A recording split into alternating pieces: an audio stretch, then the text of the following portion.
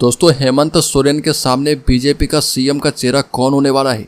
बता दें कि 15 अक्टूबर को झारखंड विधानसभा चुनाव की तारीखों की घोषणा के साथ ही सत्तारूढ़ झारखंड मुक्ति मोर्चा ने बीजेपी से एक ऐसा सवाल पूछा है जो उनके लिए मुश्किल भरा माना गया।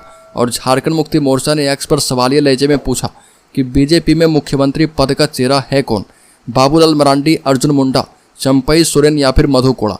हालांकि झारखंड मुक्ति मोर्चा के कई बड़े नेता पहले भी यह सवाल उठाते रहे हैं और अब चुनाव के दौरान यह सवाल बीजेपी को परेशान करेगा, इससे इनकार नहीं किया जा सकता है। वैसे हालिया कई राज्य के चुनाव में बीजेपी ने चुनाव से पहले मुख्यमंत्री पद का चेहरा सामने नहीं किया। अलबत्ता राजस्थान, मध्य प्रदेश और छत्तीसगढ़ में जीत हासिल करने के बाद भी मुख्यमंत्री का नाम तय करने में बीजेपी को कई दिन लग गए थे।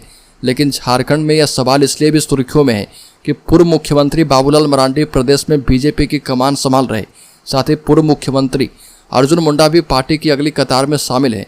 पिछले 30 अगस्त को झारखंड मुक्ति मोर्चा नेता और पूर्व मुख्यमंत्री चंपई सोरेन के बीजेपी में शामिल होने के बाद पार्टी को एक बड़ा आदिवासी चेहरा मिला है और पूर्व मुख्यमंत्री मधु कोड़ा भी बीजेपी के नाव पर सवार हैं।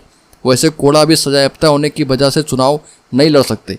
उधर पूर्व मुख्यमंत्री रघुवर दास को पार्टी द्वारा पिछले साल ओडिशा का राज्यपाल बनाकर झारखंड से विदा कर दिया गया था।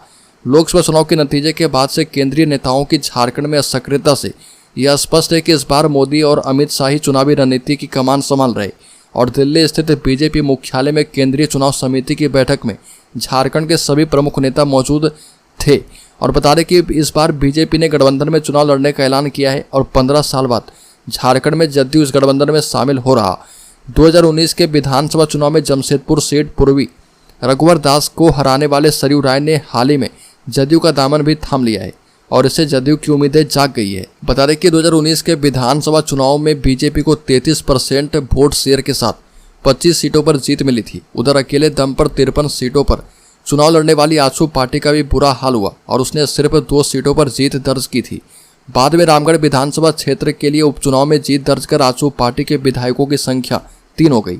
और 2019 में बीजेपी को आदिवासी इलाके में मिली करारी हार के कारण सत्ता गंवानी पड़ी थी और झारखंड में आदिवासी के लिए 28 सीटें रिजर्व है और सत्ता तक पहुंचने के लिए आदिवासी सीटों पर जीत हार के आंकड़े महत्वपूर्ण माने जाते हैं। जहां तक मुख्यमंत्री के चेहरे का सवाल है तो बीजेपी चुनाव के बाद ही मुख्यमंत्री चेहरे पर मुहर लगाएगी और अभी प्रधानमंत्री मोदी और अमित शाह के दम पर ही झारखंड में चुनाव बीजेपी लड़ना शुरू कर चुकी है।